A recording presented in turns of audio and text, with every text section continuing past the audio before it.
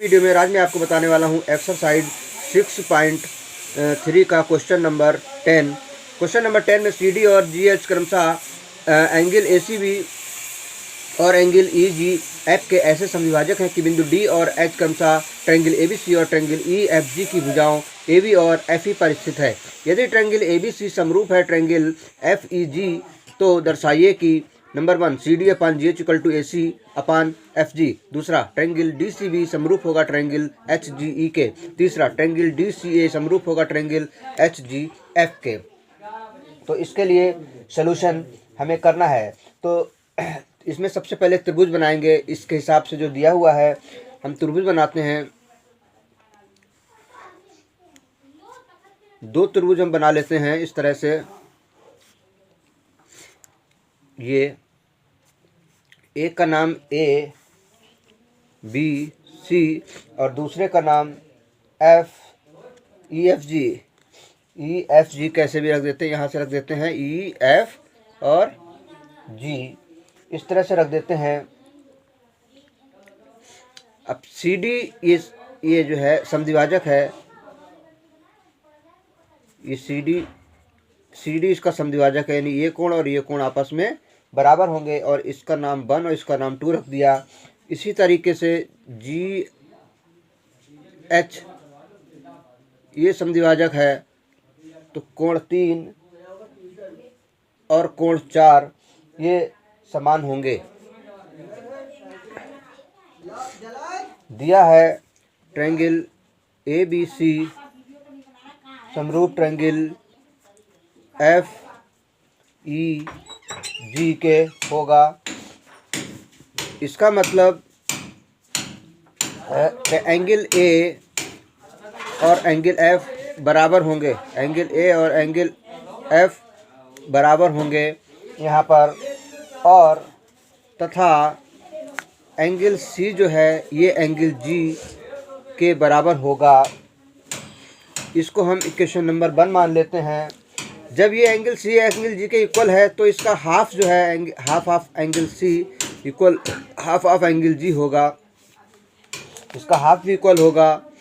जब हाफ भी इक्वल होगा तो हम कह सकते हैं इम्प्लाइज दैट कि एंगल 1 जो है एंगल 3 के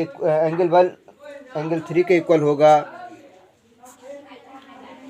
तथा एंगल 2 जो है वो एंगल 4 के इक्वल होगा, और ये इक्वेशन नंबर 2 मान लेते हैं।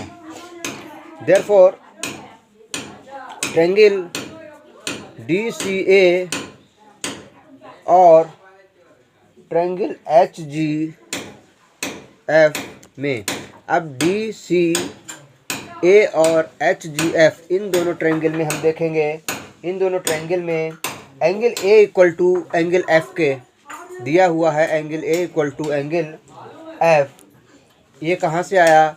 ये समीकरण 1 से आया। ये लिख देंगे हम यहाँ पर। और 2 इक्वल टू एंगल 4 हम यहाँ पहले ही समीकरण 2 से दिखा चुके हैं। एंगल 2 इक्वल टू एंगल 4 ये समीकरण 2 से आ गया है। देयरफॉर एंगल समरूपता कसौटी से एंगल समरूपता कसौटी से ट्रायंगल डी सी ए समरूप होगा ट्रायंगल एच जी एफ के। ये थर्ड पार्ट जो है प्रूफ हो गया है। ये एक प्रूफ हो गया, थर्ड पार्ट।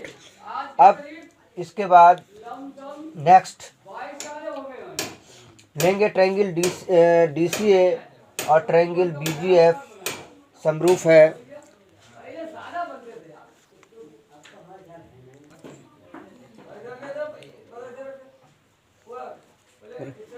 अब चूंकि त्रिभुज डी सी ए समरूप है त्रिभुज एच जी एफ के, इम्प्लाइज दैट, तब क्या होगा?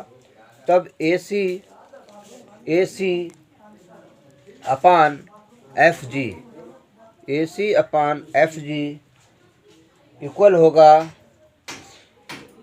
सी डी अपान GH के।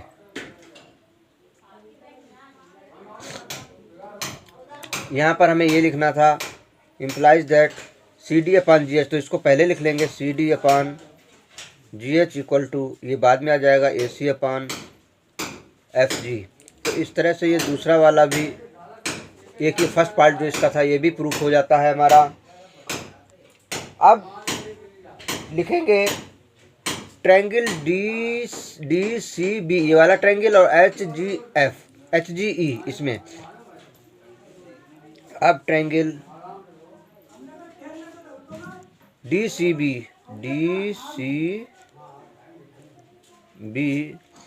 और ट्रायंगल HGE में, इन दोनों ट्रायंगल में हम देखेंगे, इन दोनों ट्रायंगल में एंगल 1 और एंगल 3, एंगल 1 इक्वल है एंगल 3 के, ये समीकरण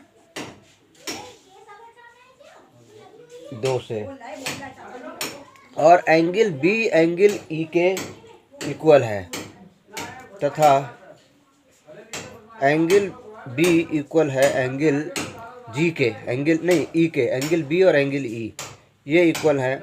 ये इक्वल क्यों है? क्योंकि ट्रायंगल ABC समरूप है ट्रायंगल FEG के, ये दिया हुआ था हमें, इसके समरूप है, तो इसलिए एंगल B और एंगल E इक्वल होंगे। देयरफॉर एंगल समरूपता कसौटी से, एंगल समरूपता कसौटी से ट्रायंगल DCA समरूप है DCB होगा, ये DCB होगा, यहाँ पर ये सही कर लें, DCB और HGE।